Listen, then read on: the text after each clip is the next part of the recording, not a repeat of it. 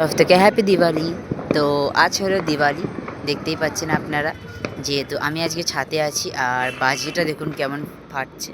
তো মানে দূর দূর থেকে শোনা যাচ্ছে একটা বাজি ফাটছে, হ্যাঁ একদম ফাটছে। আর হ্যাঁ, আমার মুসলিম ভাইরা আপনারা হয়তো ভাববেন ওদের দিওয়ালিতে আমি কেন ভিডিও করে পোস্ট করছি।